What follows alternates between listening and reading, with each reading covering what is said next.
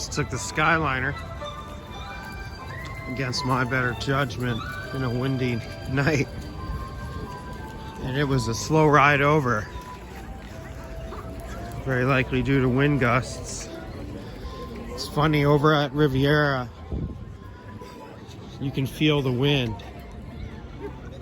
Here at EPCOT, you'd expect over the water here to be feeling it.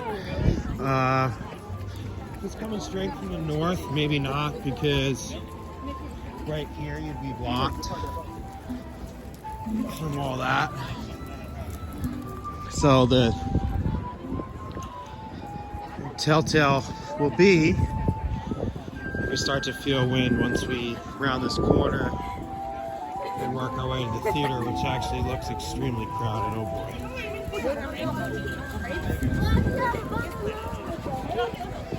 Well, hopefully our usual trick works. And then again, as I've stated before, the lighting at this restaurant needs to be reduced. Spice road table. At least I drive slow.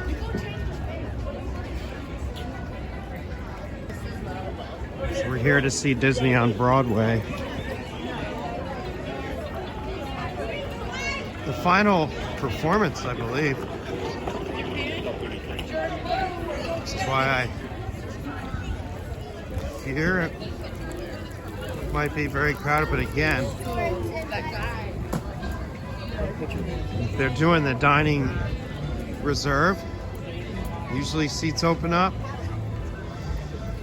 It's going to be interesting because I've never, this year seems to be getting good reviews, and I've never tried to see what I would call a resident performance. So this thing's been going on during the whole festival on its final night and final performance of the final night.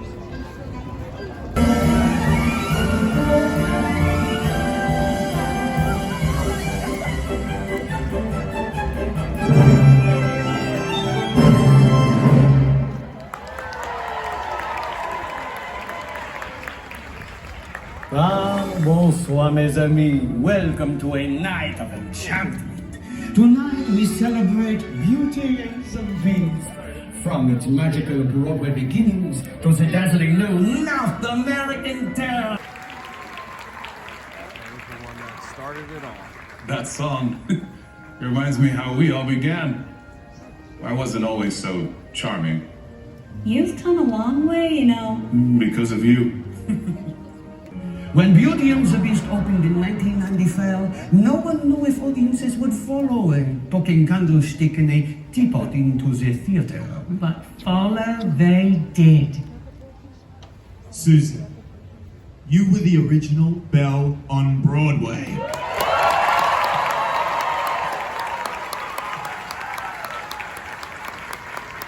A part of the beautiful production that started it all for Disney. That must have been amazing. It was absolutely amazing. But honestly, we didn't have a road map. Disney had never been on Broadway before. And so every day there was this quiet question, will this work? Well, the show ran 13 years, so I guess we got our answer. Now, Ashley, on Broadway. Thank you. Yes, it was my Broadway debut, and honestly, stepping into Belle's story, something so beautifully crafted, thanks to Susan. It was really exciting, I mean, life-changing. And can you believe our production has been in over 39 countries and seen by over 38 million people? And now these wonderful folks are joining our family on the brand new North American tour. Well, now that you've got that out of your system, let's get back to what was happening behind the castle walls, shall we, my dears? A quiet light begins to shine. Two hearts, once strangers, each other anew. Something there that wasn't there before.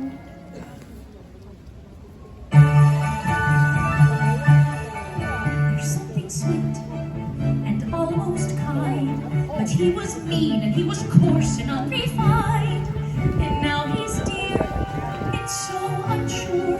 I wonder why I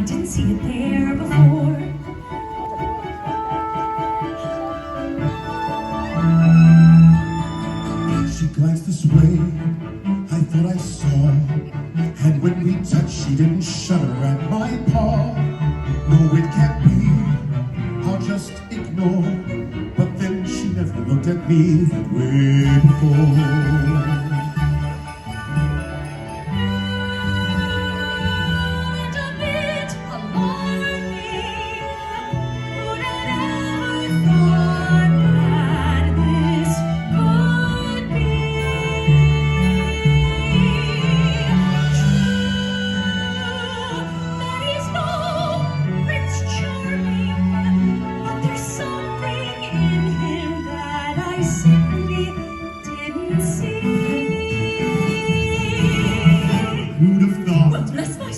Who'd have known? Who indeed? And who'd have guessed they come together on their own? It's so peculiar, wait and see.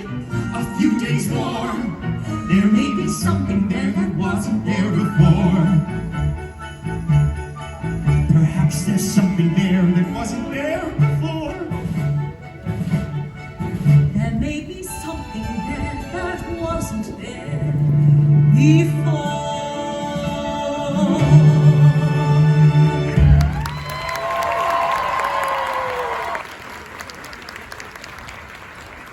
Belle's journey was driven by curiosity and courage. And in those early days, we were on a journey too, discovering something new every night. Yes, and we were discovering that the story was changing too, and connecting and resonating with audiences in a whole new way. One discovery was A Change in Me, a song written especially for the Broadway production.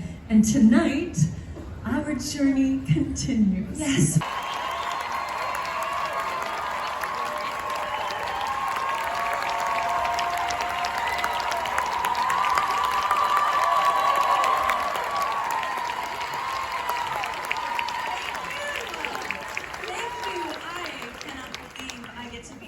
Stage with these legendary Disney on Broadway performers. Can we give it up for them one more time?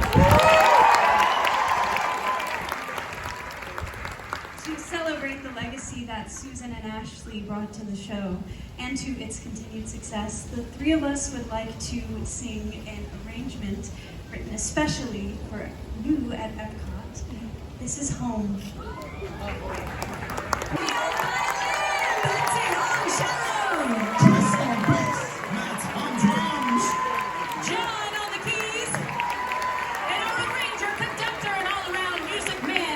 Jim Abbott. So, from Broadway to stages all across America. From a quiet village to a grand enchanted castle. A tale as timeless as ever. Here is to the magic and the music that is Beauty and the Beast.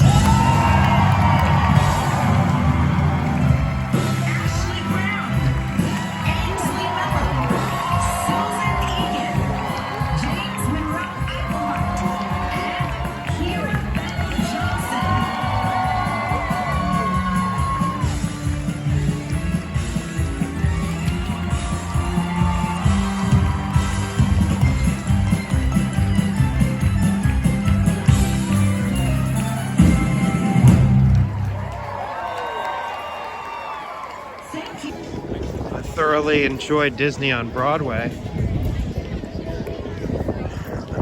I don't remember. I remember it being something different. And that's just a shame, because I'd heard then. So it wasn't like always Beauty and the Beast. I think I heard that they did Mary Poppins, so they must have probably done maybe Lion King one time. I don't know. And if they did, then I'm disappointed I did not come check it out sooner.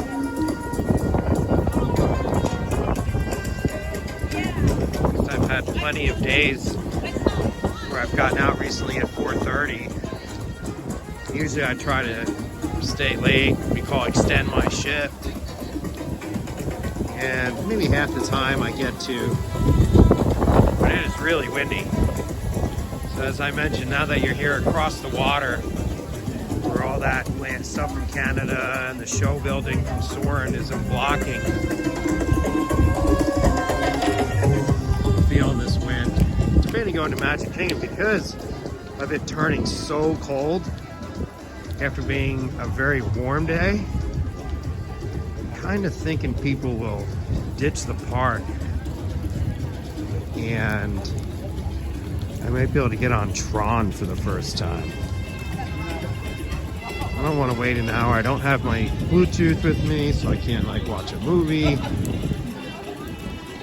So that's the other side of it. Just happen to be passing by. We see a chorizo potato empanada with a turmeric aioli and an annatto aioli. So probably two different either dipping sauces or just drizzles over the top. Let's give it a shot. It's a great view, of course.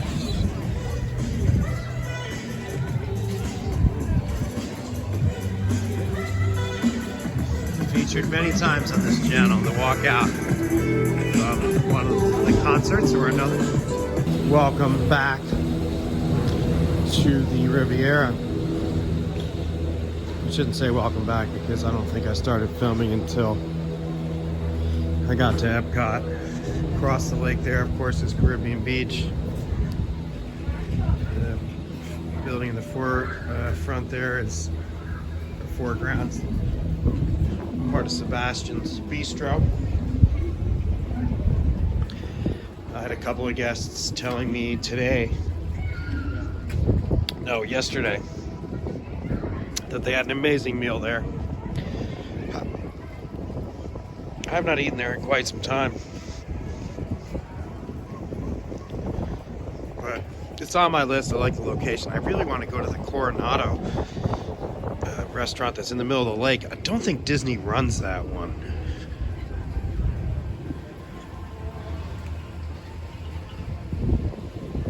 Quick layout of Riviera. I was going to go to Magic Kingdom, but it just kind of hit me that I'm actually pretty tired. I worked at All-Star Movies today, and it was a last-minute pickup. I kind of woke up just after sleeping just short of 6 hours, and I'm in the habit of just checking the staff website. I call it the Hub. It's got different names: Cast Life, the Hub. Not giving away any secrets there.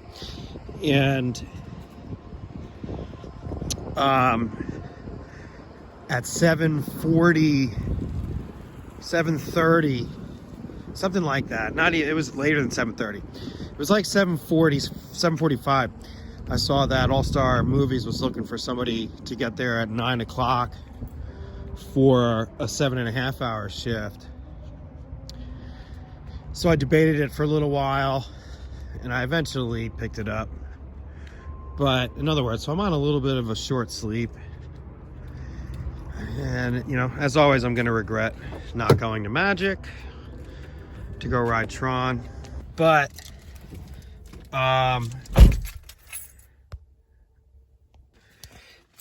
I found out that Festival of the Arts goes on for one more day, so I can do Disney on Broadway tomorrow. I think I'm gonna try to do it because it was impressive. I want to get some, I'll get, you know, some roll on it and etc. So back in the caddy.